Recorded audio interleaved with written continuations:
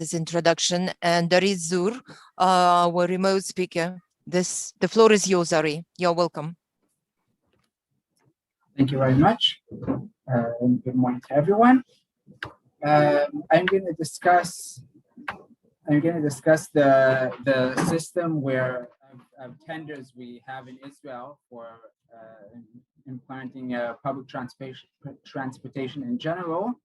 And then I'm going to focus a little more on what happens when the government wants to add electric buses to the public transportation. The first part, I'm going to focus on the way the tenders are set up. I'm going to emphasize on the economic setup because that's my field of expertise. And then I'll show how that setup is used to introduce electric buses. So the basic concept, the underlying concept of all these of the tenders in Israel is that they separate the public transportation between the government and the operators. The government is in charge of planning everything that's related to planning the routes. The government plans the routes. The government plans the time schedules. It determines which types of buses will run each route. It determines the fares. It determines everything that's related to planning is done by the government.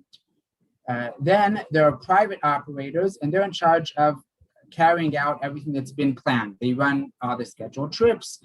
They have additional responsibilities, which I will mention in short later on.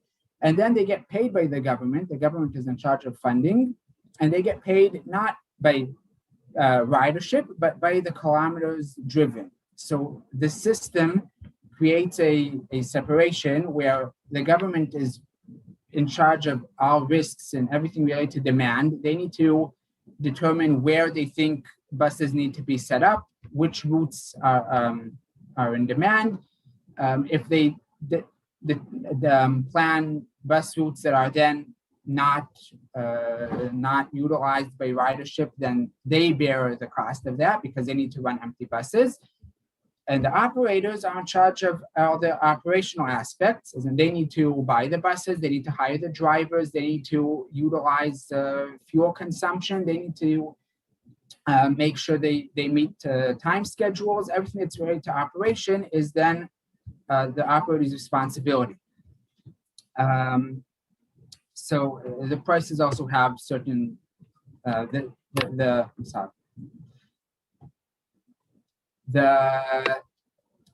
so in reality, things are slightly more complicated. First of all, recent tenders have ridership incentives. So then the operators receive some sort of incentive to encourage ridership, and they then bear a certain amount of risk.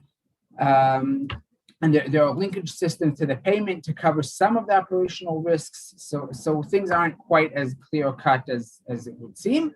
But that's the basic idea, where the government takes responsibility for planning and for funding, and the operators are responsible for implementing everything as planned.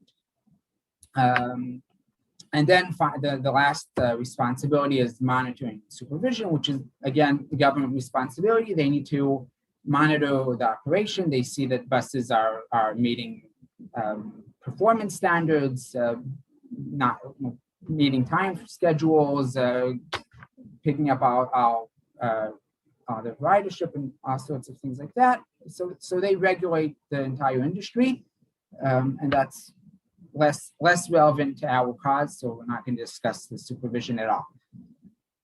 So now, a minor point once we're on this is the way the trail of money, the fare collection is most of the time done by operators, but then all fares are transferred to the government, and the government pays operators per kilometer.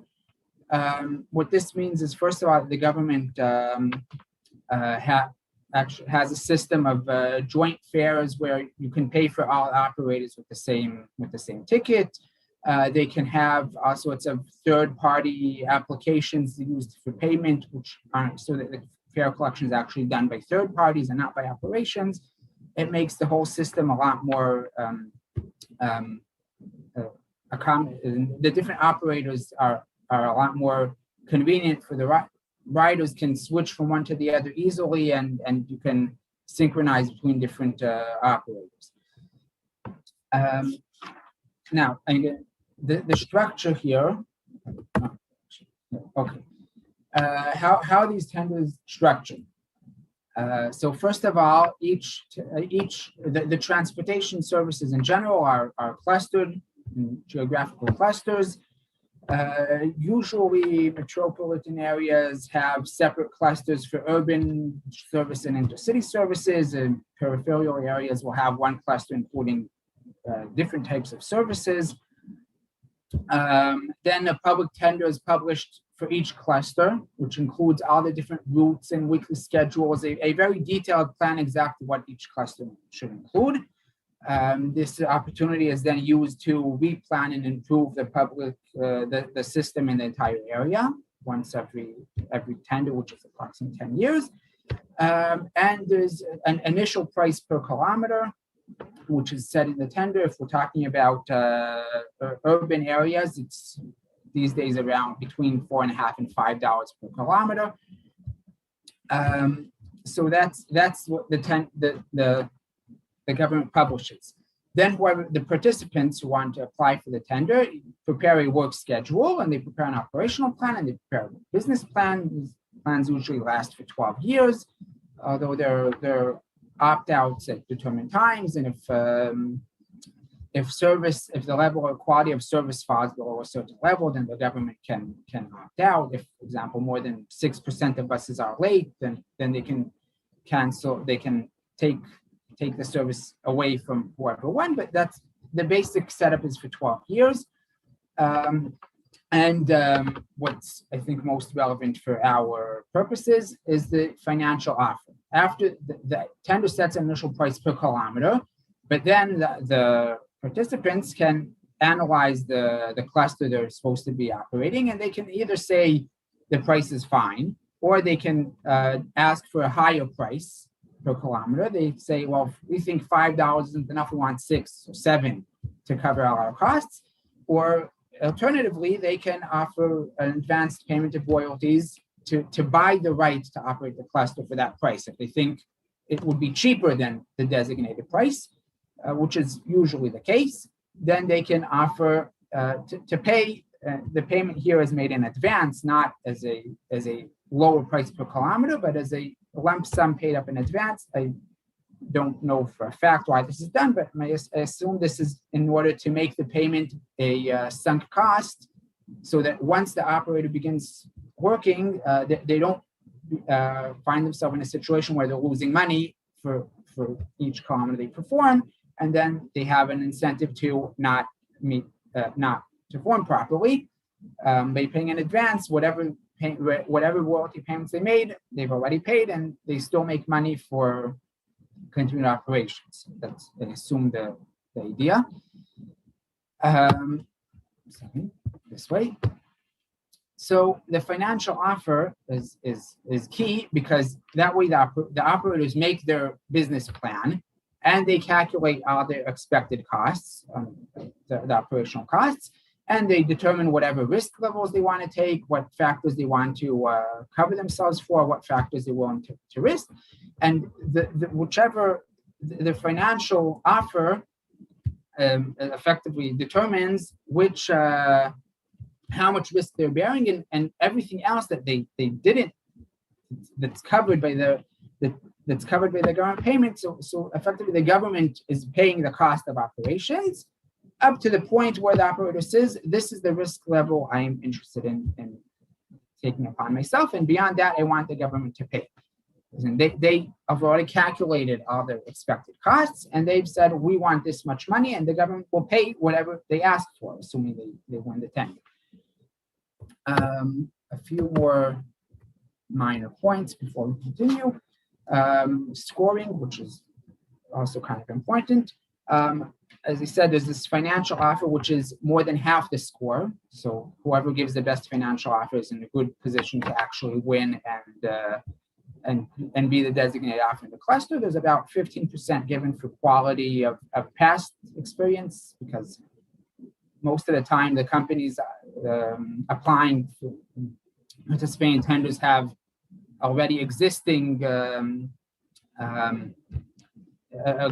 operations, and they get scored for how the quality of the service they perform. If they're late often, they get a lower score. If they don't always use the correct buses, or if the ridership are unhappy, then they get a lower score. So this gives an advantage to better companies. Plus, the government can then, with various causes that they want to advance, they can add points for that. For example, there was a time the government thought there was a lack of bus drivers. So they said, we're going to give extra points to operators who commit to paying more to the higher salary to the drivers. They can give more points to applicants who are willing to buy a larger bus fleet. Times they gave extra points for installing additional ticket vending machines because they wanted to make payment without paying the driver directly easier. So anytime the government wants to improve the level of service of public transportation in any way, they use this tender system. They give points for whatever cause they want to advance, and that way they get the operators to cooperate. So that was, once the system is set up, what happens with electric buses?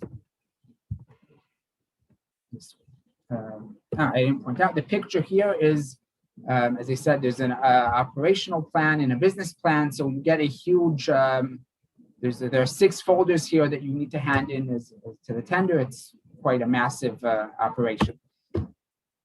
So what happens with electric buses? Electric buses set 3 major challenges from our point of view. The first is financial. The cost structure is different than the buses we're used to employing. The buses are more expensive. The cost of operation is different, usually cheaper. So we don't exactly know what the cost will be. The second challenge is operational, but electric buses have limits. You need to charge them. You can't go beyond a certain capacity. And the third challenge, which is also operational, but deserves specific reference, is the infrastructure. You need a appropriate parking garage with electric connection that you can use to charge. Could be 100 electric buses. That's a massive connection, and it's not always easily available. So how do the tenders deal with this issue? The tenders minimize most of the challenges by transferring some of the responsibility to the government. First of all, what the government did, they ran pilots with a small number of electric buses in existing clusters. They go to an existing operator, they ask him to run 3, 4, or 5 electric buses. They make some sort of an agreement for paying for whatever costs it includes. And then they already got some initial experience of what it's like to run electric buses. They can identify what the major challenges might be that were not foreseen, get some vague idea of consumption rate in that specific area. So they run these pilots to understand what's going on, to get some people who know what they're doing and have the necessary knowledge. Once they've ran pilots for a year or 2, they start including electric buses in new tenders. So the tender says, in whichever cluster, you need a minimum number of electrical buses that they set. Either it could be a number or it could be a percentage. It can say 50% of your buses need to be electric, or they can say a certain number need to be electric. And then the operators, when they're preparing their financial proposal, we already accommodate into that the prices that we expect we're going to need to bear for running electric buses. So once we win the tender, we've already accommodated the additional costs to the extent that there are additional costs. These days, our impression is that the cost, it's still a little bit more expensive to run electric buses, but it's slowly getting closer to breaking even.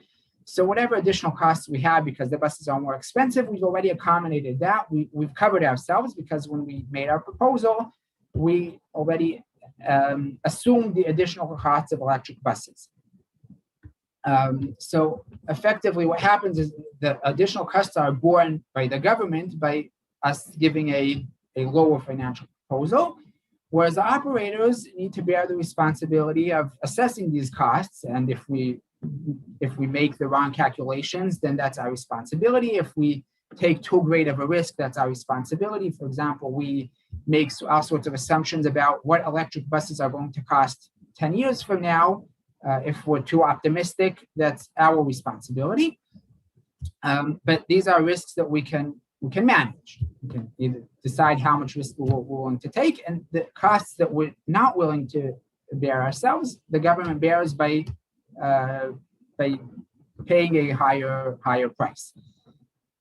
The last challenge is the parking garages. So here it varies. There are tenders. In Jerusalem, there was a very large parking garage where the government is already building. They built a garage with 200 parking spots and a suitable electric connection. And they publish a tender. They say, if you're operating in Jerusalem, you're going to receive 100 parking spaces and we're responsible for that. So that makes things a lot easier. The other possibility, if they don't have a suitable garage that they can build, what the tender will do is they set a predetermined price for the garage. And what they will say in the tender is assume the parking garage will cost, for example, $1 million per year for a parking garage with appropriate electrical connection. And if the cost is more or less, then we will either bear the additional costs, or we will, if the cost is cheaper for some reason, then we will deduct the difference from whatever it is we need to pay you. But the more likely scenario is that if the price is higher, for example, if they said assume $1 million and then it's $1.2 million, then besides the payment per kilometer, the government will pay the additional $200,000 per year to cover the cost of the garage. So here the operator still has the responsibility of actually building or renting or finding this garage and making sure it's operational, but they don't bear the risk of what this garage might cost, which is sometimes hard to estimate because there's lots of regulatory all sorts of regulations on electricity, and you need to get the proper connection, which might not be that easy. So the costs are borne by the government when they set up the tender, and that covers us financially. It still leaves us with the responsibility of actually implementing this plan and building the appropriate garage. So what does that leave us? We're left with the operational challenges of how much will it actually cost and how much consumption will actually take us to create electric buses. So here, the position we are in today is that we applied for a number of tenders. We won one of the tenders in Netanya, but we haven't actually done any operational in practice. So all we know is what planning we did. I can present the way we prepared. We worked with WSP Canada. Mr. Garrett Taubkin is supposed to be presenting here today. I don't know exactly when, so he'll probably explain in more detail how exactly they do the preparation. But what they basically did, they have a program that simulates the electric consumption per trip. They can then identify the work schedule best scheduled for electric buses, and then we calculate the total consumption. So the simulation covers all sorts of factors like speed and time and temperature, and what bus model we're planning to use, and how many and what the ridership will be like. We get a hopefully, we hope, a good prediction of what actual consumption will be. And that allows us to make plans for which buses we want, which routes we want to be running with the electric buses. We can ensure that we're not going to run out of electricity in the middle of the day.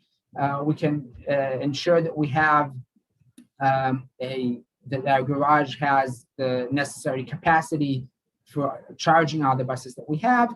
Of course, financially, there are the expected costs of how much electricity we actually need. It changes very much between Netanya, which is very flat, and Jerusalem, which has a very mountain terrain.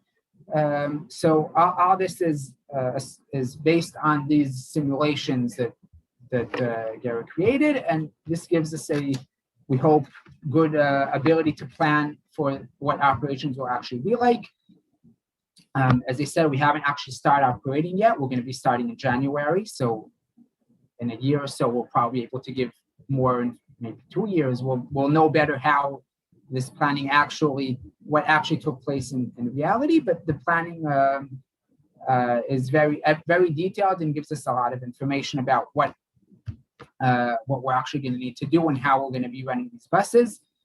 Of course, the costs of buses and maintenance, I didn't mention. These are based on prices that we get from importers. Probably they don't exactly know what maintenance prices will be either, but that's again, by giving this is a cost that the importers effectively need to take upon themselves. They need to give us they give us prices for maintenance on 8 or 10 year deals, so that's not our problem.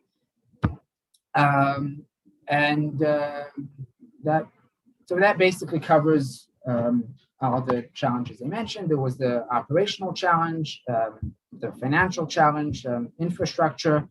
The financial challenge, we're in charge of estimating it, but then the government bears it. Operational challenges we dealt with by using this simulation system by WSP. And infrastructure is split between the government and the operators, depending on whether a garage already exists or not. So that's how we do it so far in Israel, and that's it. And thank you all. Thank you all for listening. And if anyone has questions, then available.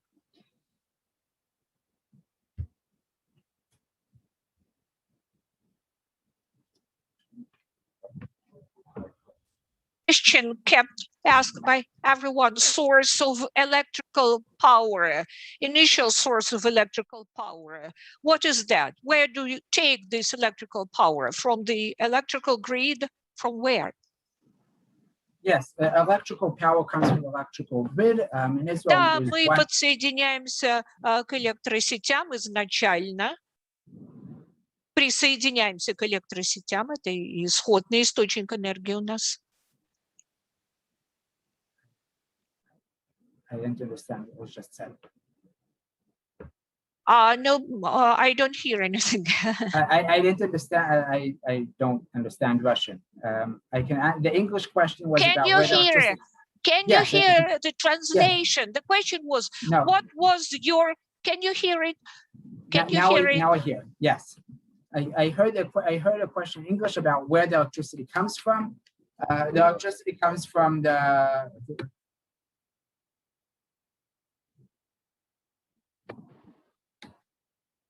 So, what is the initial source of electrical capacity, electrical power from the garages? Because let's say the electric buses are charged the garage, then they are on the line.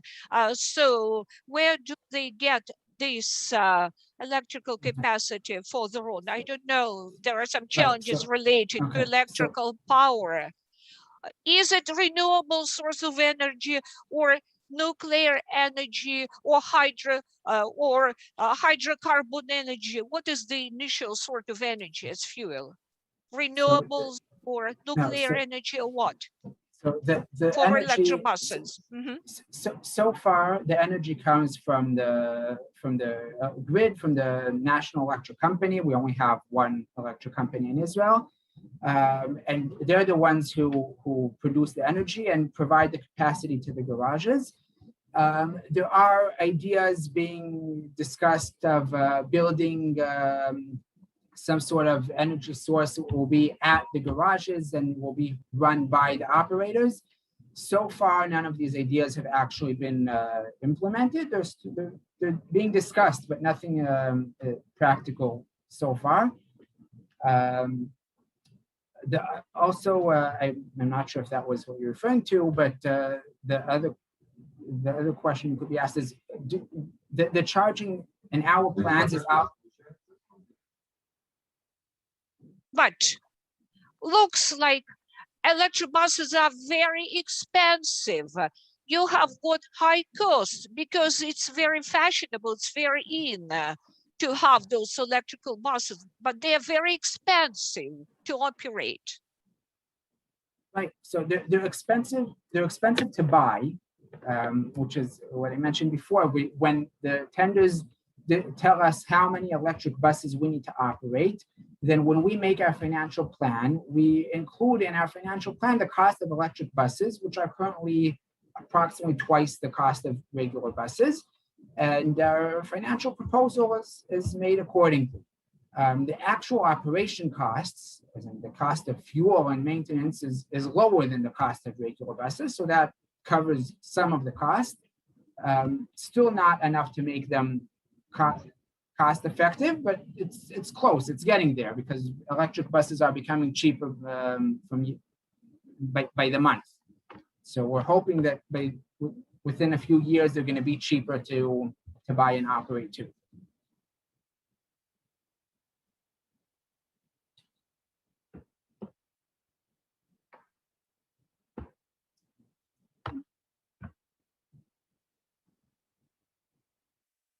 Well, thank you very much, Ari. Once again, you confirmed that electric buses will be there with us in future, but now it's sort of experimental mode of transport, which maybe is not embedded into the direct and explicit economic model of transportation. Apart from the cases when the initial source of power is from the renewable sources of energy, from Piaget elements, for example, when buses are moving on and electricity is distributed, same electricity is distributed from the grid to trams and trolley buses and so on. It's like a circulation of the electricity. It's very interesting Israel experience. Unfortunately, mindful of harsh climate, many cold days, it's rather difficult for us to follow what you do. Next presentation. And COA, the Department of Transport Planning of Corporation Stroy Invest project. And you had quite unusual experience. And there was the question, social media, what would be the topic for this presentation? And social media users selected the topic they would like to hear. So now, Yana, tell us what the attendees selected in the network. Last year was very interesting for us. We worked in different regions and we have accumulated lots of issues and topics, very interesting. We have got a lot to share with you, the experience. So south to north, east to west. And we asked our subscribers, our users, what was the most interesting topic. And Sevastopol is the city on the Black Sea. Sevastopol was selected as a very interesting city for our discussions. So I would like to start from the map.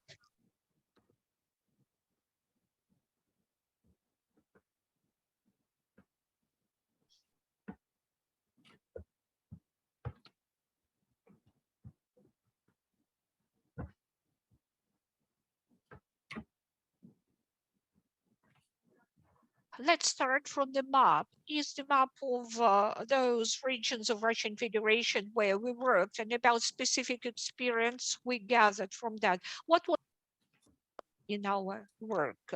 First of all, I would like to mention the Republic Sakha-Yakutia, Sakha-Yakut on this map. This is up north, whereby we develop documents of transport planning across the areas of those republics and develop comprehensive schematics for road traffic in those cities of Sakha-Yakut Republic. Was very impressive for us. It was a unique experience. So Sakha-Yakut Republic was very interesting. The population is very scarce. There is no transport availability because the population is scattered around vast areas, and it's very challenging for them to move around. Their mobility is rather impaired, especially in harsh climate, very cold, and it's very difficult. When something evolves, let's say child falls ill, it's very difficult for the parents to take the child to the hospital in a rapid way and so on. So we decided to work on transport availability. We made public opinion polls, survey, and we created the platform. A platform is helpful to identify different routes, so it was possible to pay on the same tariff that trip and reach regional center at least 2 days after. But this is very challenging for this republic. Similar problems were in Sakhalin region of our federation. It's maritime transport, railroad transport, small aviation, small planes and helicopters. So people have got a choice either to fly by plane or by ship, by ferry, or to use motor road to drive in a car. People have a choice, and they also want one-stop shop application showing them different routes if weather changes or maritime transport stops or whatever, they might switch to other mode of transport without big financial losses. The Ministry for Transport of Sakha-Yakutia Republic and Ministry of Transport of Sakhalin region is developing such a platform because it receives a lot of requests from the local residents. So this is a very important task for those regions. And our documents are very helpful. And using our documents, they develop those proposals mindful of the local residents' needs and requests. Another unique region is Kamchatka province. We were amazed by a comprehensive and integrated system of traffic. The terrain reliefs are very specific, very peculiar. It's very difficult to offer anything. It's necessary to think about new geometrical parameters for crossings, accesses, traffic junctions. Because of very diverse terrain, we worked a lot along those lines, and then we'll get the feedback from Kamchatka how useful we were with our developments. Next region is Murmansk. In Murmansk, we received the requests about communications in the city, but there is an semi-island and there was a ferry going there, inland water transport, but it was stopped because it was not economically efficient. And the difference in time between the bus route, it's 45 minutes, and 5 or 10 minutes on a ferry by water. The need was there. And so into the routes and schedules that inland water transport was included. We made a test run of this route. We did feasibility study, And there are no big flows now. Maybe there could be some tourist access mindful of the tourists who will come along to Murmansk, and they will use this inland water transport. But short-term perspective, it's run at a loss, unfortunately, this transport route, ferries and inland water transport. We conduct sociological surveys. We surveyed more than 15,000 respondents across Russia nationwide, whether they are happy with the transport availability, transport accesses, what should be done in each region. I would like to dwell on Sevastopol because Sevastopol was most popular according to the results of opinion poll of our subscribers. Sevastopol is unique in the way that it has got all the modes of transport, trolleybuses, buses, railroad, water, maritime transport. It's all inside one city, all inside one federal entity. Our work was aimed at optimization of public use transport mobility. It was brought into three components. First, development of social regional standard, mindful of the inland water transport. Many regions don't give it a thought why they need this standalone standard for a region. For Sevastopol, it was the first and very important document, the social standard of transport service of the local residents of Sevastopol services. This is a very needy and very important document. First, we developed the benchmarks of transport of public use transport based on national social standard for Sevastopol. Then we developed strategies of fast track development of public transport. And then we developed the plans for regular transportation. And of course, we made awareness raising for transport operators about the requirements for the rolling stock, for the infrastructure and all that. We finalized this part, and then there will be a fast track, stage by stage development of public transport, transition to new route network. And only after that, the document on regular transportation system will be fully approved in Sevastopol. Prerequisites for the creation of regional standard. Why was it so needed for Sevastopol in particular? Here we were comparing the indicators of comfort, reliability, availability and affordability. In the previous document, they were sometimes contradictory, containing different figures and numbers. There are indicators in the social standard of Russian Federation, in the code of rules identifying social availability of different routes, and also information about regional regulations and normatives for Sevastopol. And in part, those indicators are overlapping, sometimes dubbing, sometimes contradicting each other. So it was necessary to create a uniform document with a group of indicators and benchmarks, establishing single common standard for the city of Sevastopol. We look through all the documents, all the parameters, all the overlaps, what should be changed, and we came up with lots of details about the social standard. We've started with the sociological questionnaire. That's quite a standard one. The duration of the interview was 17 minutes.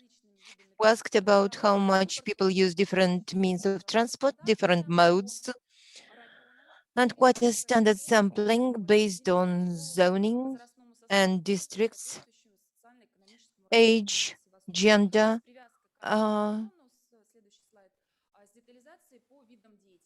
breakdown for different districts of the city, and also types of activities, whether these people were working, not working, etc.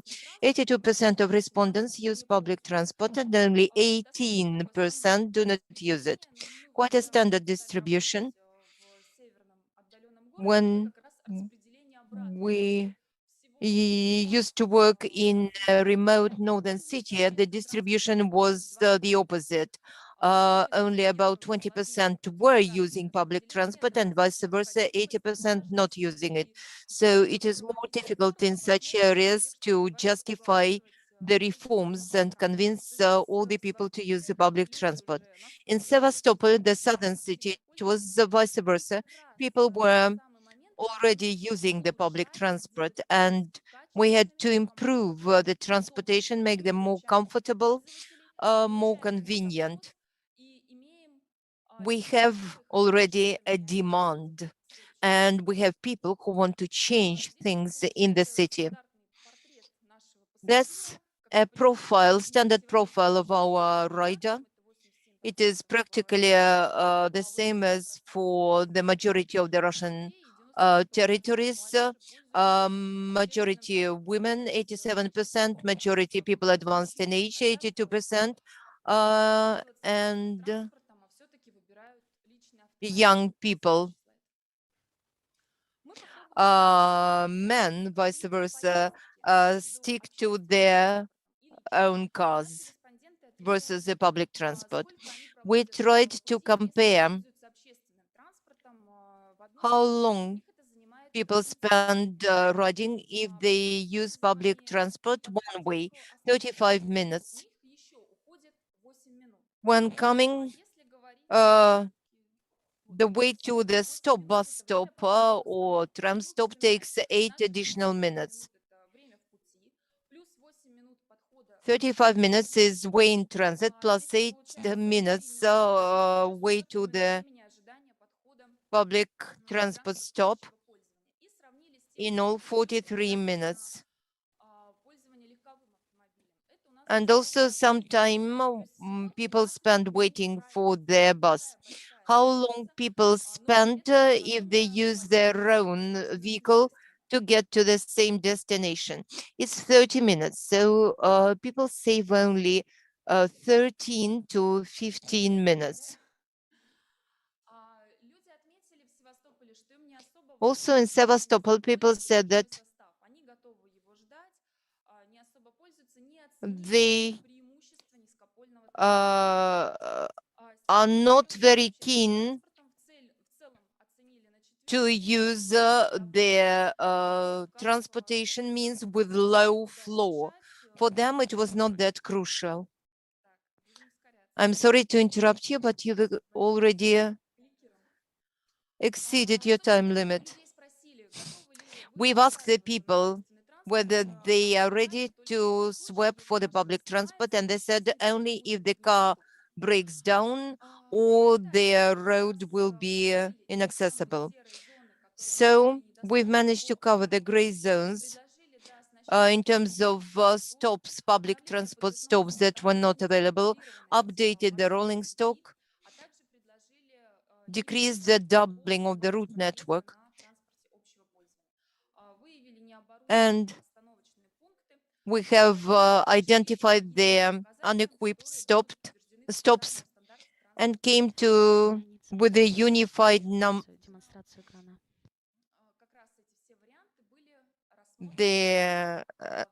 All these options have been considered in the individual standard of Sevastopol. I'm sorry, but the interruptions of people with other things, aside from the speaker, hinder the interpreter. So what we managed to fight the illegal carriers. Together with the government of the city, we designed a scheme for salary of the official bus drivers. Their salaries have become more attractive, and there were road traffic police raids, Gostransnadzor of the state transportation surveillance body raids. so that all the illegal carriers were detected. In the result of this, we practically do not have illegal carriers in Sevastopol. The fight is still going on because in the suburbs of Sevastopol, there still are illegal carriers, and they use the internet to attract riders. But summing up, all the methods we devised were successful for the city of Sevastopol in a kind of a comprehensive approach we used. Thank you very much, Yana. Any questions? Please introduce yourselves. Very low volume. The interpreter doesn't hear the gentleman. Sorry, no way to interpret what we cannot hear. We asked the 82% who is using public transport, 18% are using their own cars. So these people who use their own cars said, I will never refuse to use my car. The second option, only if the fuel will become too expensive. And answer number 3 was I will refuse to use my vehicle only if the use of private car will be banned in the city. So these are the 18% with whom we have to work. You probably remember the experiment when the public transport was absolutely free of charge, but the same numbers of people remained in the public transport versus private cars. So the choice in benefit of the public transport doesn't depend on money or on money only. Unfortunately, not many cities are ready to use other methods as of today. Once again, the interpreter doesn't hear what is being said.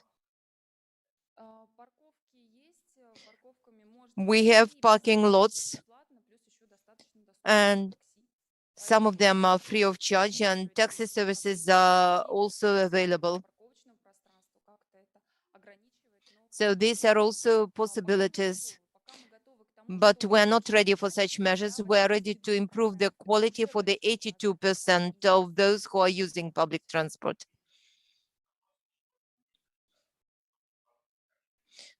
I suspect the people are not using microphones when asking questions. We had a question about what do you mean by increasing the quality? In various regions, it is different. In, for example, regions with very hot climate, they ask for air conditioners. In other places, people ask for Wi-Fi. In places where it is the climate is cold, people are asking for heated bus stops so that they do not get cold. Also, in some places, especially trolley bus, they are asking for panel indicators on the stops. Yes, it is very expensive. A lot of investment goes to this panel indicator, but then many more people start using trolleybus because they immediately, with this panel indicator, they immediately see how long they have to wait for the next trolleybus to come.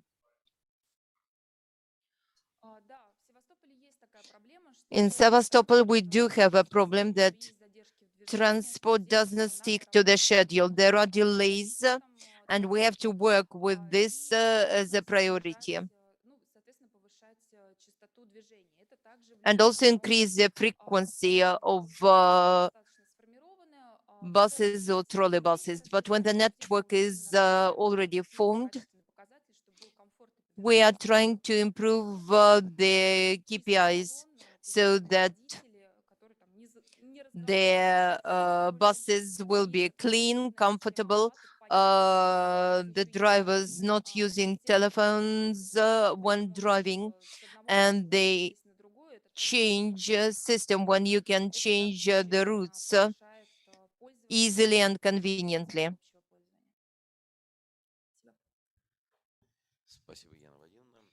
Thank you, Yana. Next presenter is Leonid Barashev, head of the Department of Scientific Research of Transport Infrastructure and Modeling, the city of Moscow. He will tell us about the transport behavior in Moscow. Leonid, the floor is yours. Good morning, Evgeny. Good morning, dear delegates. Thank you for the possibility to present at your conference. I would like to tell you about the transport behavior of the population in continuation of sociological questionnaires and also in greater detail about what we mean by transport behavior, which characteristics and features. You all know how the modeling takes place. It starts with the road network. Route network is being described. Also, the distribution of population in various districts and zones.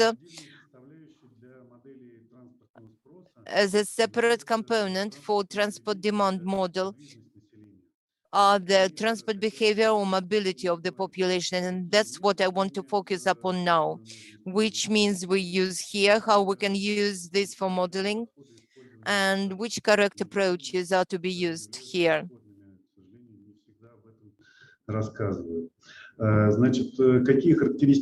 So which characteristics do we consider here? Very often all sociological studies are the initial data for modeling. They all are used to create models, but not all of them are, strictly speaking, initial. Initial data are the mobility of the population, what time of day do people move or travel, and distribution of movements for depending on the time of the day is used for the classical four-stage models. There are also data for the control of the quality of the model, or modes of transportation, use of various modes of transport, data in terms of the volume or scope of movements. Let's start with the initial data.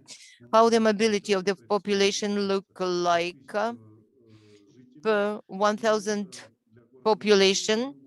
For the city of Moscow, we see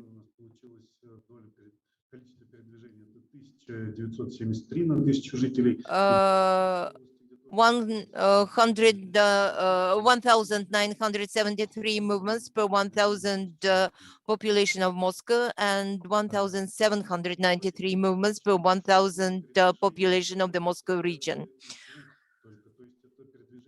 There are many movements that consist of two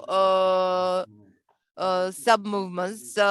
First to the destination and then from the destination back home. 84% of respondents have such movements per day.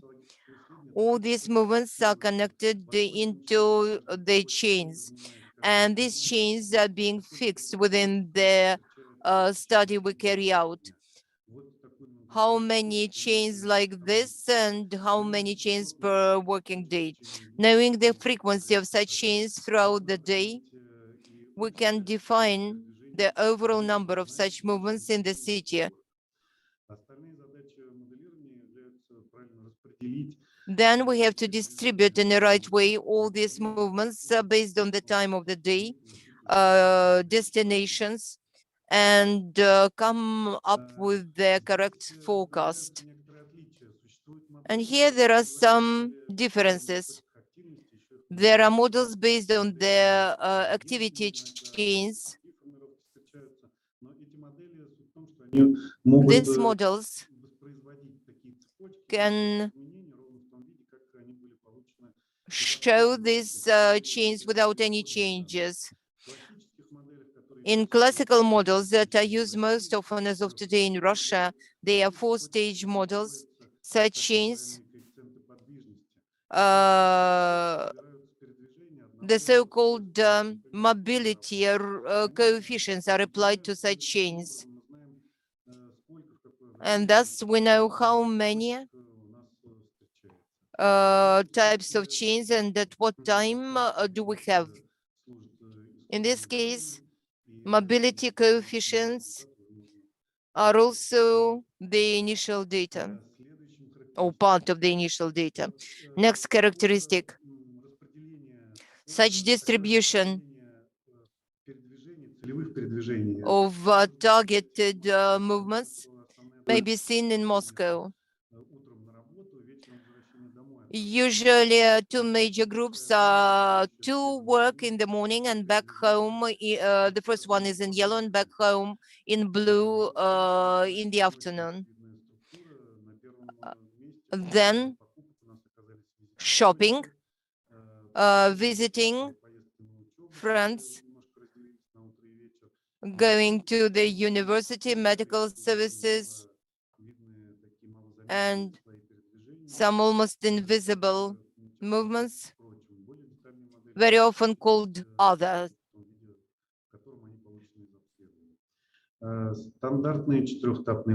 Standard four-stage models have to divide such distributions, daily distributions, into separate periods. The activity chain models may reproduce such complicated structure in the same algorithm and the same calculation. Hence, this data may differ a little bit in different cases.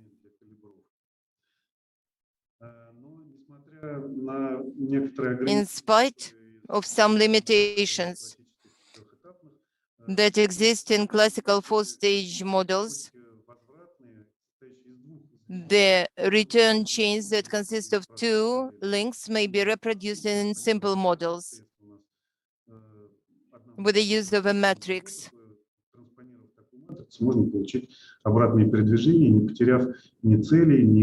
And we won't lose either the goals or the numbers. Now passing over to the data from social questionnaires that may be used for calibration. We sometimes hear that such data are included into the model, and we may think that they're used as initial ones, but the calibration process is as follows. Some data sources are named in detail here, and with the help of calculation, we can have calculation metrics.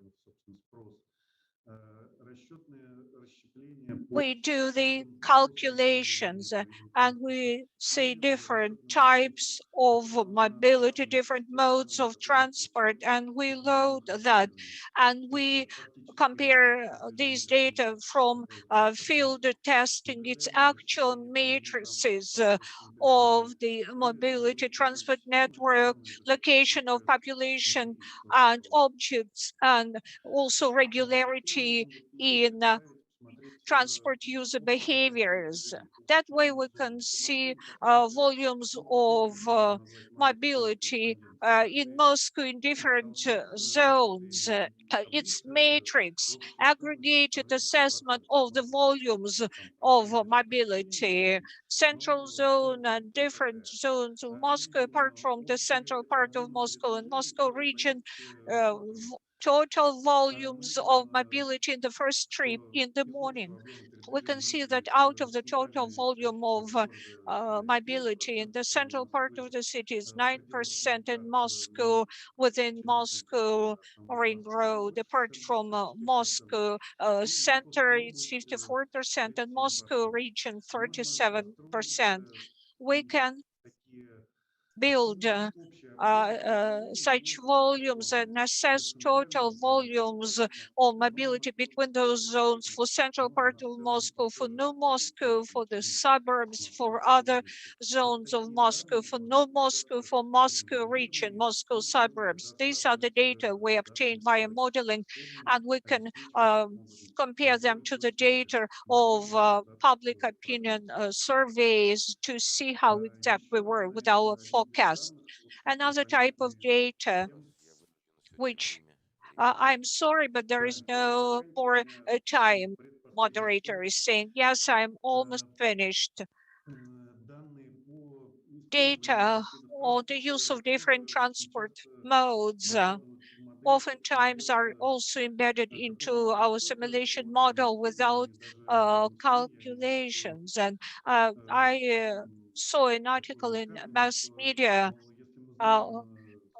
It went like, if we know already existing passenger flows and we can measure them, so it will be very easy to make a forecast. But we also should have knowledge of not only about the actual flows, but to forecast. If we embed into the model measured a value of divided transport, then we won't be able to come up with a forecast for way out into the future. Also, there are distributions on different layers of demand, trips based on the distance or the range and the time. We do the calibration and compare those outcomes of calculation for each demand layer, which provides the model with high quality. Thank you. That's it. If there are questions, I'll take them. Thank you, Leonid. Is this data actual? I mean, how does it correlate with the last year, this year, mindful of the pandemic and things like that? This is a very important issue you raised. This is the data of 2017.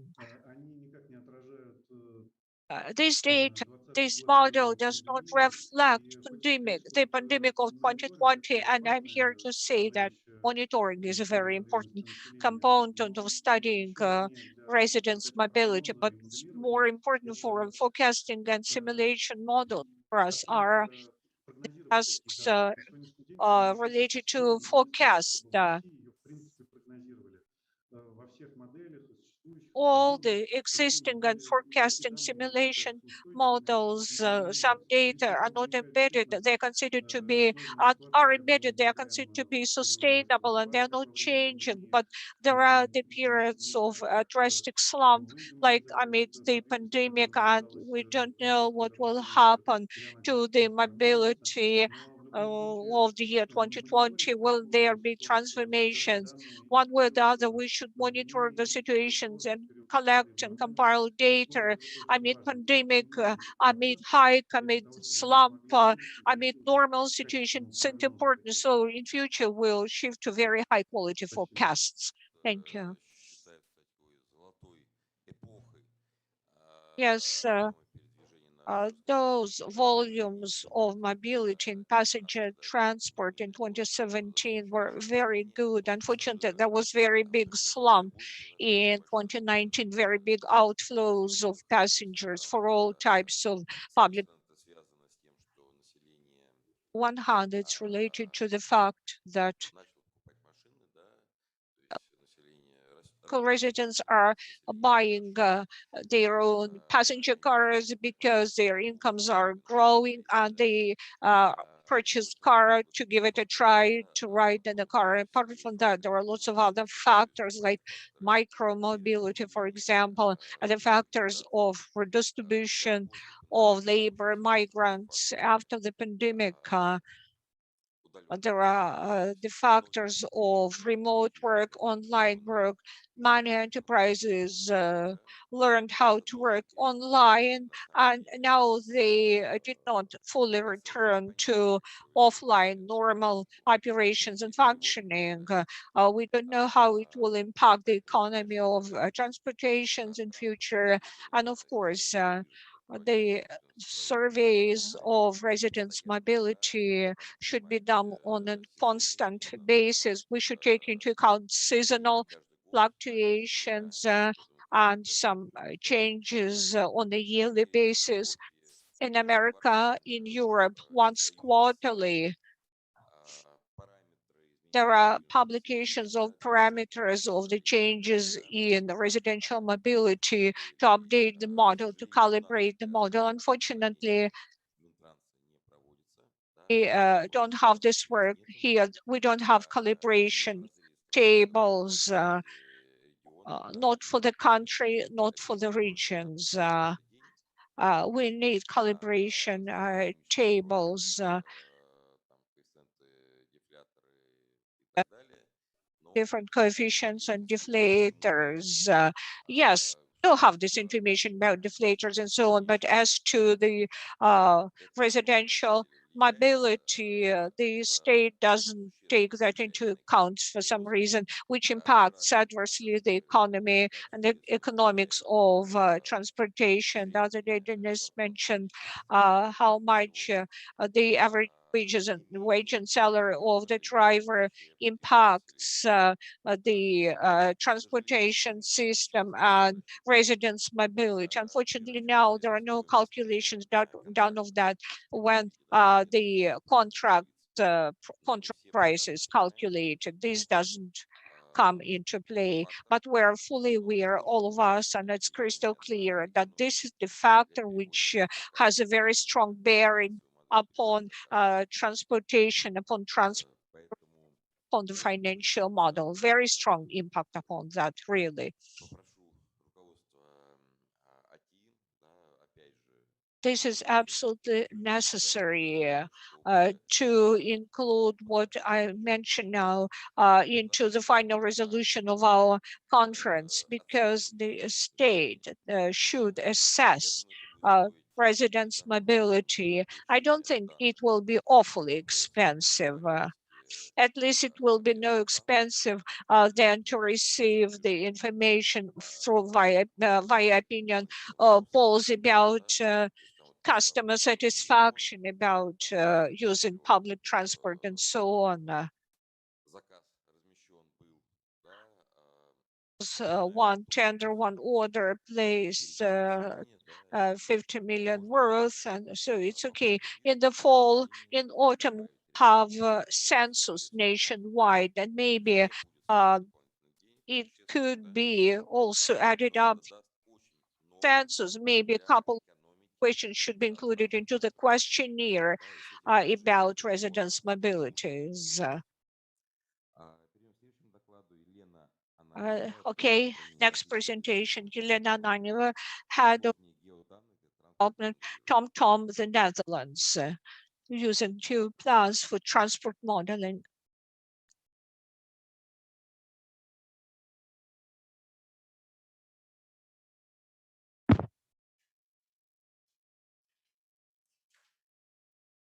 Добрый день. Я представляю компанию TomTom. I'm from TomTom company. TomTom is the developer, the provider of digital transport, motorway maps and different navigation applications, routing and digital transport data apps. Our traffic services are based on a big number of data, which we obtained from the users of our apps. Traffic and assess them in a qualitative way.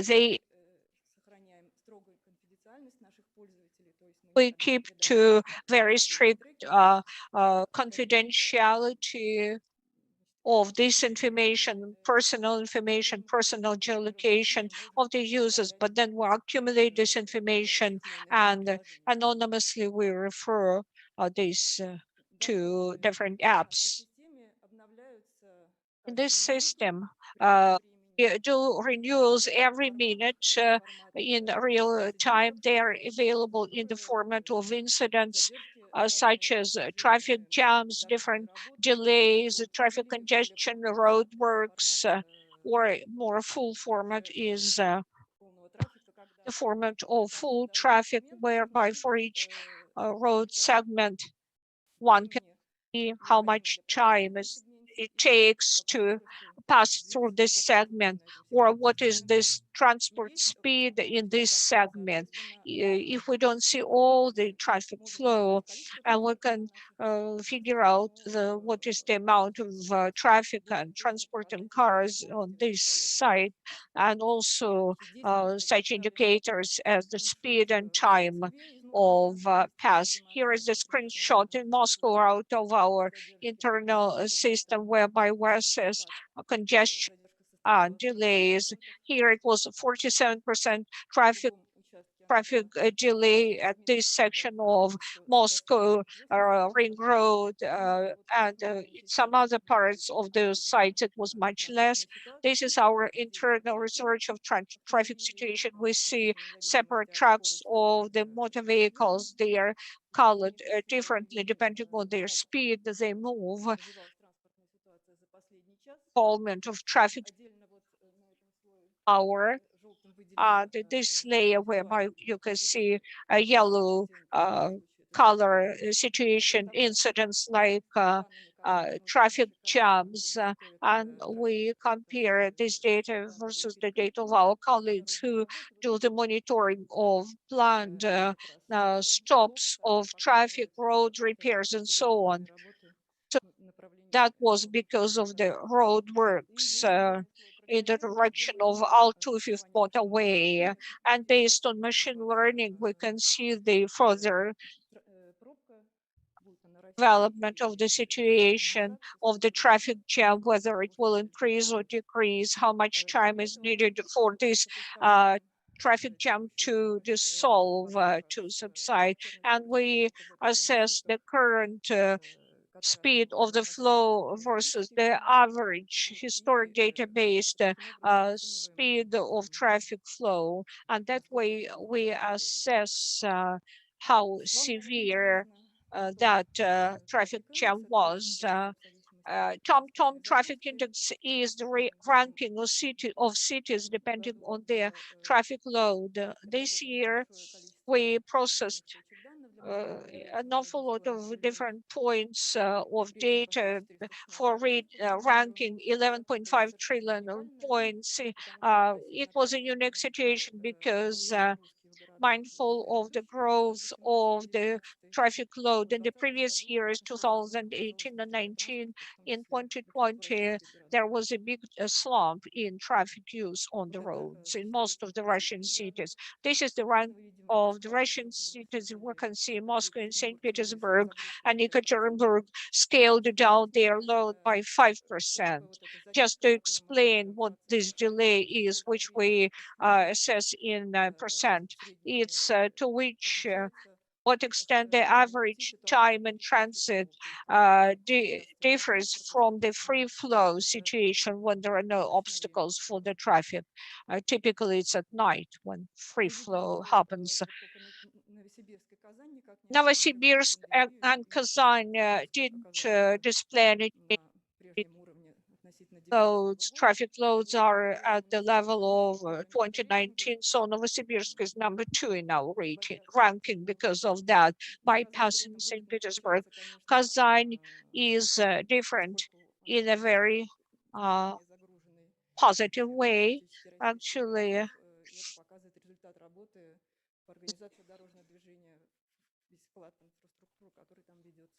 smooth organization of works, traffic infrastructure, free of charge, public transport use, and so on. We can see delays in the last week compared versus traffic delay in the previous year, and average daily load of traffic on the roads. Now, in most of the cities, traffic delays are growing vis-a-vis 2019. Due to pandemic, most of people are using public transport or taxi cabs. But now they're using their own passenger cars. They think it's safer during the pandemic. Moscow is most loaded. Traffic 2020, we can analyze the situation, the way it evolved. I mean,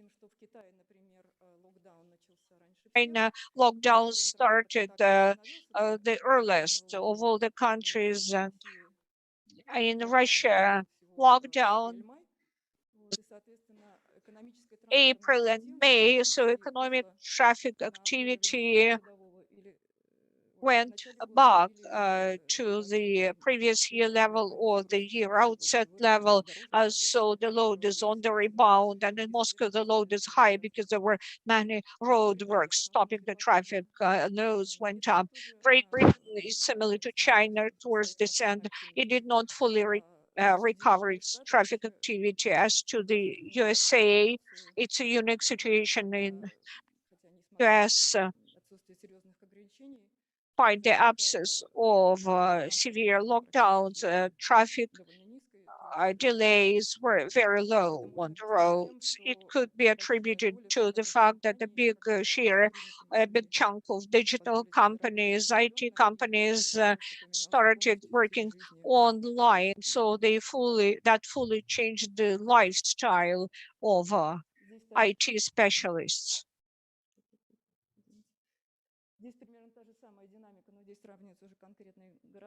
Dynamics, but it's a comparison of Moscow versus St. Petersburg. In Moscow, the lockdown and limitations were very stringent, very stern. So in April, May 2020, there were more loads on the traffic roads in St. Petersburg, Manila. Now it was above Moscow in loads. Now it shows low loads and delays on the road. This is some secret information, so we can show it to the governors or whatever. Well, it's hard to say. Each and every city has got their own transport traffic infrastructure. Elena, I understand that what you're telling us about, and all the people are aware of that, of course, understand what's behind it, but raise your hands, those who use the service of Tom. No one. Who are your users? Who use your apps in Russia? That's a good question. As to data providers, and of course there are navigators, and nobody is using those TomTom navigators because everybody has got apps on the smartphone, and TomTom is the provider of navigational apps and navigational maps. One with the other, TomTom products are embedded into your smartphones. Well, but there is Yandex traffic jams. One or two people in St. Petersburg. Yandex sometimes works in a very bad way for some reason. It wobbles. So there are other apps as well. Do you purchase data from Yandex? No. There are logistic companies who use our applications. Yes.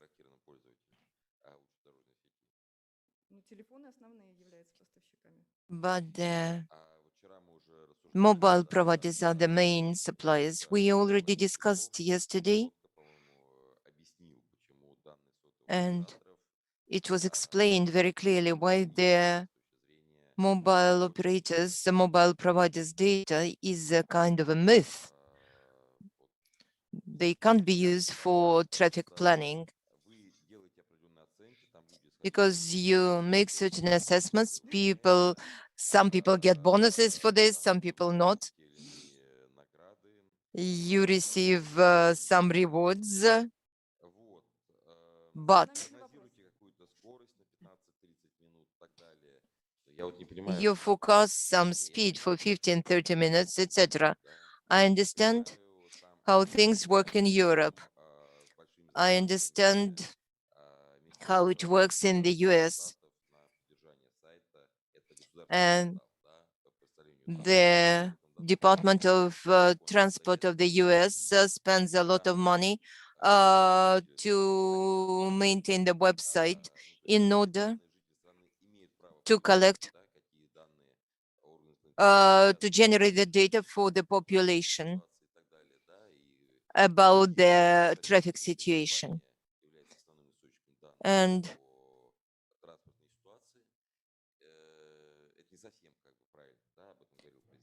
on the other hand, I do not understand fully how it works in Russia.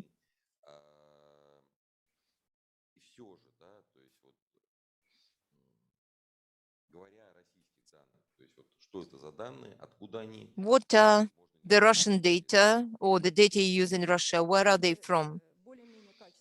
In order to more or less evaluate the speed at a certain part of the road, you have to see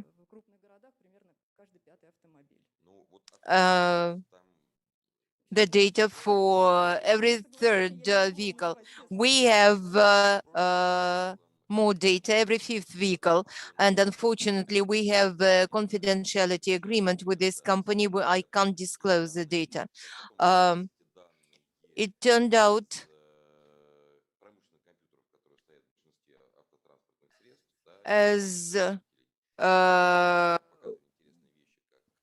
we know from the United States research that very often they receive the data from the onboard computers that are integrated into the vehicles. And they are not buying this data, they simply use this data. All the data is being transferred from practically all the vehicles, and it is camouflaged by the idea that they collect the data about the equipment. What about you? Do you collect the same data? No, but you can't disclose where do you receive the data from. Only partially. For example, if you have a digital memory card in your smartphone, if it is our card, we can receive these points for positioning. We can evaluate the amount of traffic we see, and we can evaluate for each region the distribution of speed and the intensity we see in our system.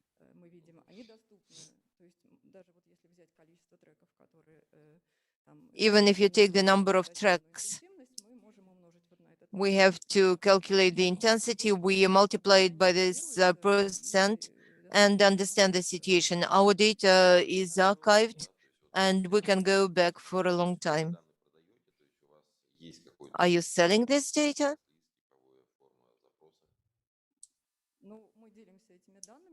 We share this data. Allow me to move forward, and then I will come to this topic. Yes, please, but we are already short of time. So in terms of using the data for traffic models, for traffic planning, for the analysis of the situation after introducing certain changes into infrastructure, there is a move portal, demo access is possible, and the road statistics is available. Correspondence matrix, you understand that this is motor vehicles correspondence. And also the monitoring of routes in the real-time mode. And to trusted users, we provide access for more services. There's the traffic stats screenshot. You can select districts or specific routes, dates or time slots. And for each road segment, you will see the average mean speed for a certain period. Short analysis of the Pulkovskaya Highway Dunayskaya Prospect interception. In 2012, two-level junction was launched here in St. Petersburg, and after that, the speed with which the vehicles reached the airport, because Pulkovskaya highway's way to the airport in St. Petersburg increased.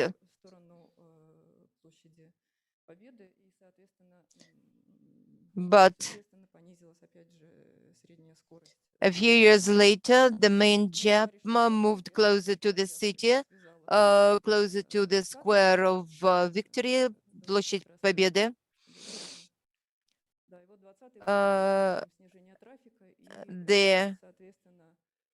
Another junction was built in order to resolve this new challenge, but the challenge came back in 2020. That's the correspondence matrix with the same access via the portal, and a new product about which Ralph Petter told you is Junction Analytics. In the real mode, in the real-time mode, you can see the situation and receive all the information about the time in transit, how long were the queues coming to the junction.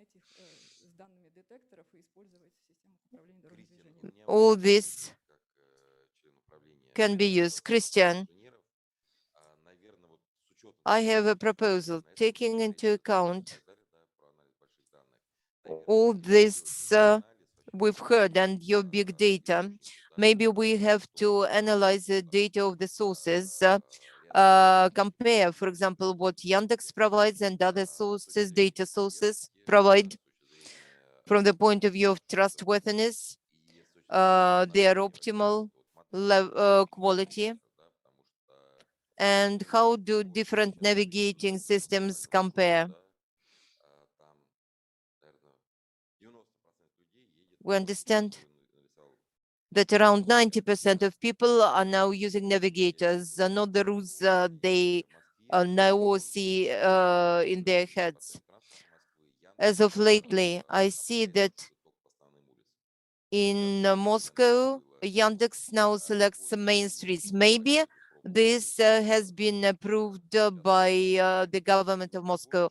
Some few years ago, Yandex could offer you how to bypass the traffic jams going across the inner yards of the residential blocks, etc. But now they don't do this. And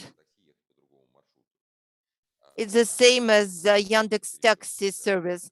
The drivers cannot go through the yards of the residential blocks to bypass the jams because they won't be paid for such driving.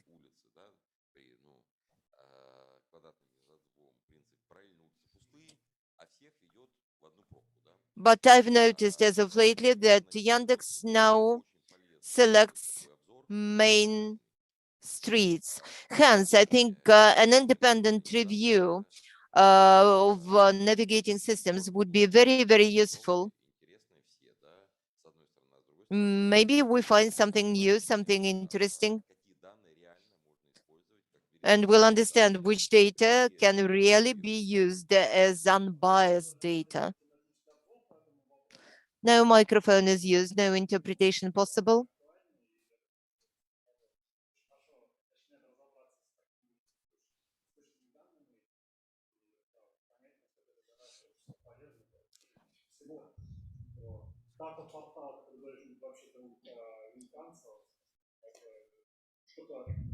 Ну, вообще говоря, Generally speaking, the navigators has a certain logic to them. If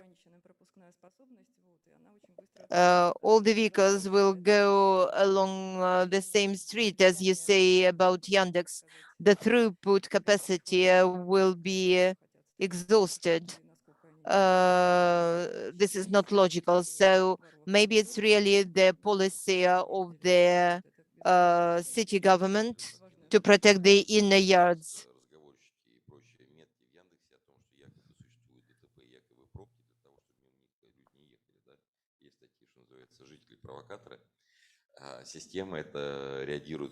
I know how these systems work.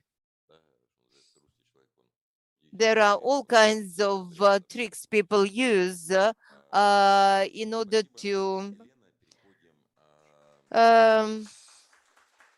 to try and lift their traffic burden from their inner yards. So our next presenter is Yuri Lazarev, director of the High School of Industrial, Civil and Road Construction of St. Petersburg Polytechnical, director of technical science, doctor of technical sciences, sorry. So he will tell us about their education of students, preparing their future personnel for the transportation and traffic industry. We mentioned yesterday that up to now, there's no higher education institution where the specialists are prepared and educated in terms of building tram tracks or trolleybus tracks. The competences are forgotten, unfortunately. Yes, there is the so-called tram renaissance in Russia and all over in the world, but there's no specialty as a tram track expert. Unfortunately, people who knew how to do this are already much advanced in age, more than advanced, or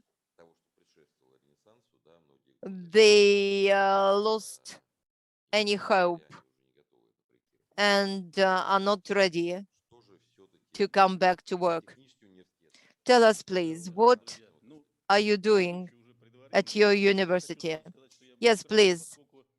Our moderator said a few words. I'm going to be very brief because it is not a presentation, actually, but an announcement to raise your awareness and interest for most of you to come over to the meetings we have planned. A few words. Why this announcement was included into our roundtable? In order for you not to have an impression that such a wonderful start of our conference when our colleagues opened the lab and we saw this, so that you won't think that we've opened the lab, cut the ribbon, and that's it. Certainly within the framework of the tasks set up by our president inclusive. And actually 2 years ago, he visited our university, gathered together all directors of the higher educational institutions of St. Petersburg and set up the tasks for the near future. We have to use the opportunities our polytechnical has. And aside for the lab that we've opened, we've already started working in essence. In particular, we're opening a new master program that is called the Economics and Traffic Planning of Ecosystems. Together with the Symmetry company, we're going to implement this within the framework of 27.4.7 science-intensive technologies and the economics of innovations in Russia. What other areas of education have to be developed, including our university? We're going to find this out. Our goals are quite modest, so that the community of the delegates of this conference would be able to share their experience, will have a platform to share this experience with the new generation. If you look at the agenda, if you have looked at the agenda, You must have seen that it is possible to get the continuous education certificates, CMEs. That's very, very important. And the program we've started implementing is really unique for us, not only because a very serious, very large company has joined us to implement this program, but also because we've managed to mobilize inside the university. And this program we plan to implement is really very broad. Our university and two other universities of St. Petersburg. And this is really great. This is a so-called interdisciplinary approach. And the logo of learning throughout your life is exceptionally topical for all of us.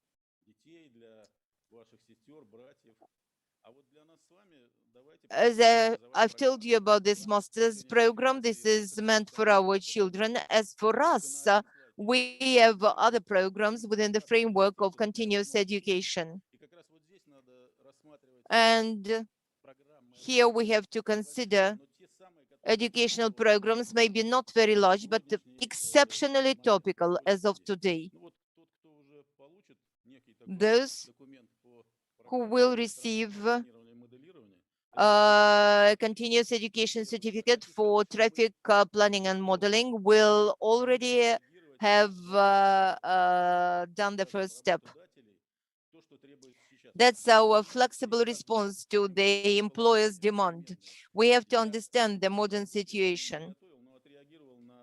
I didn't prepare this slide yesterday, but that's my response to Dimitra presentation. It is very important to understand the goals right for the future. And while the slide is being downloaded, I will give you an example. You mentioned Yandex, and Yandex have already implemented digital technologies within the framework of unmanned vehicle, and they show the picture. I'm not going to show it because I'm not an author. It's a very small car that goes around Skolkovo in Moscow delivering the documents. And our director said that if the goal of digitalization is for an unmanned car to deliver documents, this is probably not exactly right. That's why we have to set up the goals for the future in a correct way. As a reminder, for all those who are interested, it is possible to publish all these things in serious scientific journals, Russian ones and international ones. Thank you. I've tried to be as brief as possible. And thank you. We hope that we'll see your graduates among the future developers and future traffic engineers. It's not easy, and it's very difficult to work with the modern generation. But other alternative for us. So next, the technical director of Dornadzor company, Irina Recover, increasing the speed of city passenger transport in metropolitan areas.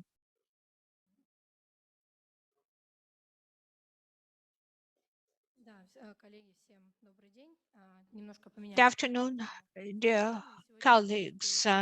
But today I'd rather underscore the development of documents for traffic planning. Our company develops different traffic planning documents for small and large cities of Russia nationwide. I would like to expand upon how it's possible to enhance the quality of documents and how to make it easier for the customer to undergo the acceptance procedure. The stages of the documents development for traffic planning are quite standard. We 5 different stages of developments and deadlines for them.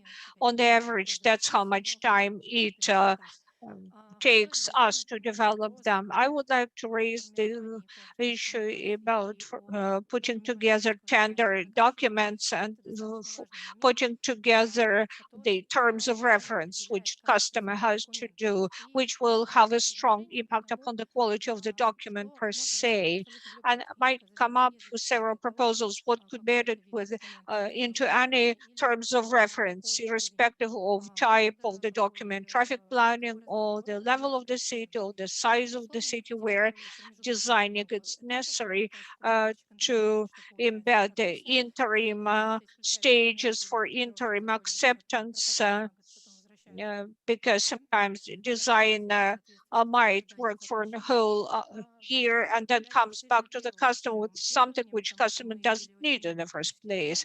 So there should be interim assessments with lots of terms of reference, and typical terms of reference just envisage that there should be some field studies without specific stages and numerical information, and also macro model and zoning, micro-modeling, and consolidation of the outcomes of the works into geoinformational system, because always every document is very cumbersome, about 200 pages plus. So it's very difficult to and misleading for the customer. So we insist that everything should be consolidated into one informational field, into one GIS, geoinformational system.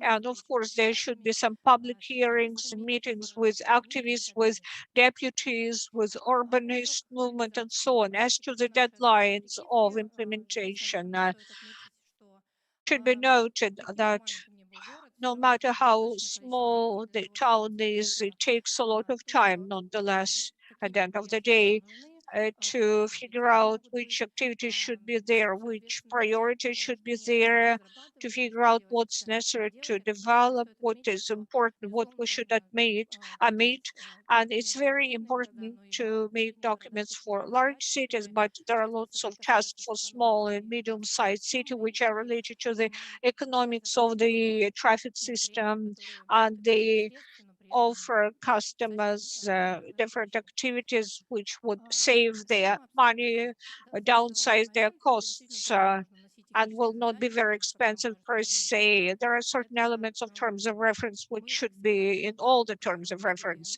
Says we compiled major areas which were identified during our some contractors develop documents and make field studies manually, just by 15 minutes each run. It's not right when they do this photo and video recording just by that, by 15 minutes each. But there should be sector sensors, detectors, surveillance cameras, and surveillance camera is operated using machine method. Machine computation is more error-free vis-a-vis manual done by human beings. Oftentimes, these questionnaires are done by internet. Bicyclists from this city, passenger car drivers from that city, so it's a bit misleading and rather obscure. Best type of questionnaires, questionnaire should be done by telephone interview, over the phone. It's higher quality. And also surveys of passenger flows in the stops and along the routes, data of cellular phones operators as well. Currently, at least, they are not very valid and not very applicable due to their structure and type of data. geo-tracks, big data analysis. It's possible to do in any city whereby there is GIS installed on passenger transport in different cities. I would like also to highlight in different types and kinds of analysis for integrated system of transport services to local population. Those 8 types should be done. Decisions on changing route network or amend regulated tariffs. It could not be done without analysis of availability and overlapping of the routes. Yeah, structure of them and so on. It's not only economics, validation and correspondence, but also from the standpoint of territorial traffic and transport spatial availability. And here only GIS will help us. Macro model is the backbone of decision making. It's important to have a high quality simulation models. We might discuss it maybe on the sidelines of the conference, but it seems just altogether that these figures should be in each and every transportation model to show adequate distribution. And as to the other requirements, it's necessary to say that oftentimes we receive documents for experts examination, and we see that in the models they don't show freight transport, or public transport. Of course, customer cannot validate that, but sometimes that happens. We should see at least 3 types of transport in the model. Also, time after time again, we keep receiving documents, and there are simulation models. The metropolitan area has 2 million residents, but there is a daily model of mobility which shows 1.5 million. So mobility factor is less than 1, which cannot be the case. We should verify all that, and customers should validate this as well. I'm here to say that micromodel is the method very enabling for assessment of local solutions and in their quality, not just different changes in traffic light systems in the intersections or curves or whatever, but also freight points and also transport interchange hubs. It's a good instrument to test different solutions. Out of all our ideas, we selected top 5 errors. We made those errors in the past and then we corrected them, or the errors and mistakes made by our colleagues when they were in the process of development of the documents for traffic planning. For example, the budget of the municipality is 300 million ruble for the roads, and developers embed 1 billion per year. And this is all for the money of the municipality, not just extra funding. This is very bizarre because it's non-implementable at all. And there are incorrect priorities embedded into the ideology when we do not deal with the problem of development of public transport or the car accident, and also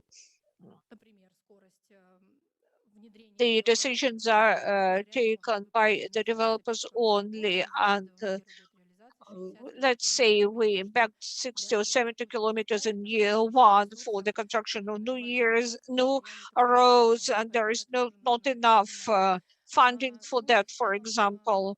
And on the whole, I would like to say that there is designing process done, a discussion done together with the local administrations, local specialists and local residents, and how to make this document really workable and implementable, not to be dusting in the shelf of public officials. So we discuss it all with all the stakeholders, then there will be of the project by independent authorities, agencies, or maybe by association of traffic engineers, but that's not enough. Developers who work in the city understand a lot. They have got lots of information, so they should continue this dialogue with municipalities. So sometimes those municipal officials don't know how to work with those documents, and authors control, authors supervision and oversight should be there. The ownership of the project should be there, because we should look at the plan and to compare it vis-a-vis the actual situation. This should be done as well. And documents and other documents are needed, so that after the solution was taken on board, then we should monitor it, maybe do some measurements to be aware whether we're on the right track, whether we embedded the right information in the beginning to move jointly to joint results. I wish my colleagues very good projects. Maybe we'll do some joint efforts for developments, new applications for new cities. Thank you very much, Irina. The question very important for most of us who are here today, and for those who are here online. From your standpoint, you are saying that it's needed to takes to do the survey, opinion polls, and all of that. What would be the minimum cost for all those surveys? Research this year is very special as the results of the trades in the stock exchange. The drop is very big, and in the tenders, actually, everything has been changing after COVID. I can tell you that it's 15 or 20% out of the total cost of the contract. And next, it depends on the size of the territory. But on the average, like 10,000 for 1 point. 10,000 for 1 point, it's very difficult to calculate. Well, this year, there are some points which are much more expensive. So the situation is so diverse vis-a-vis the previous pre-COVID situation, and the price of contract, the cost of contract is very different here, or different quotas per kilometer per hour, and so on. So now it's many things are changing. Of course, everything is costly. So every step of the way, everything costs money. Yes, but I told you about the percentage from the total cost of the contract. In small towns, whereby it's 10,000 local residents, it's 15 points of interest, maybe if it's very compact. And then it could be exponential growth. If the town's size is 300,000 or 400,000, it could be 50 or 60 points of intensity and points of interest in different time intervals. Different prices. As to passenger flows, because there are different tenders now, surveys for passenger flows and planning, like 6 million, for example, for a city whereby there are only 200,000 residents. 50-50. As to surveys of passenger flow, it's almost the same, but we calculate not just stops, but different routes, different points of interest and points of intensity. So the cost of survey depends on the number of the routes as well. All the key routes are always surveys when we're speaking about the standards of activities. We should survey all the key routes and survey all the illegal, unregulated tariffs of transport operators in the gray zones, those who are driving the fixed taxi vans. So thank you very much. This is the end of our session. Now we'll take a small break. Thank you, everyone.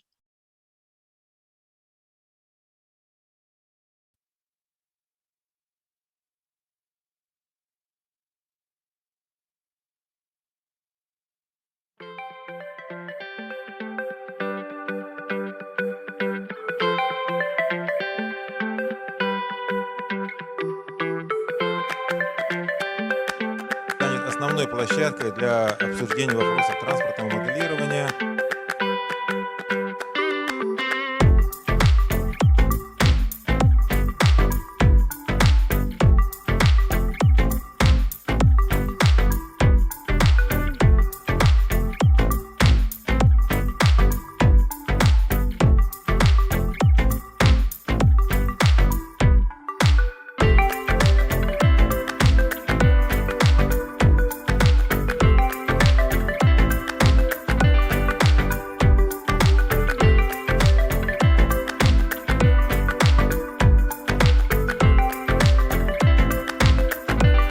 Здравствуйте, уважаемые участники. Вадим Демченко, можете, пожалуйста, включить микрофон?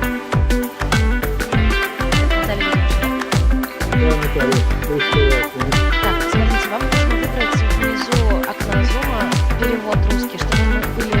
подождите, ничего не надо. Супер, теперь я до вас должна слышать. Да, я вас слышу хорошо. Вы меня?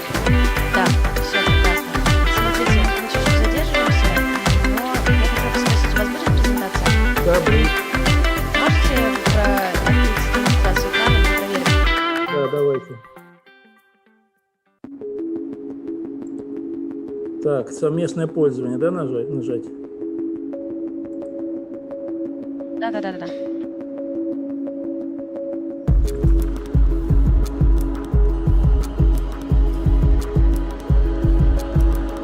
Так, я вот открыл, только у меня не видно, да, наверное? Так, сейчас пока что не видно. Смотрите, вам надо сначала открыть презентацию, а потом уже нажать в зуме демонстрации экрана. Вот так. Завершите сейчас. Сейчас надо вернуться.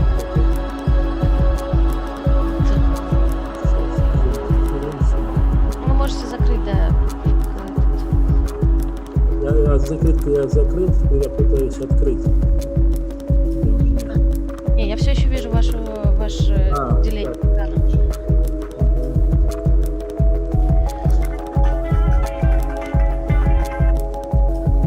У меня внизу экрана висит.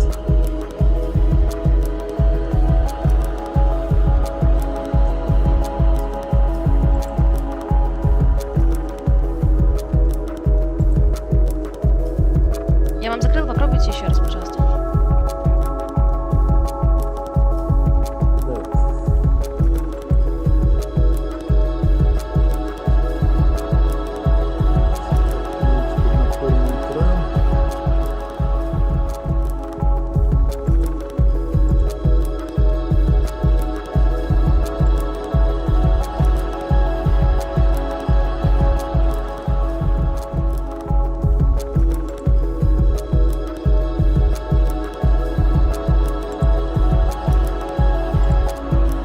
Так, вот так видно? Так, подождите секундочку. Нет, все еще не видно. Так, а у меня она открылась.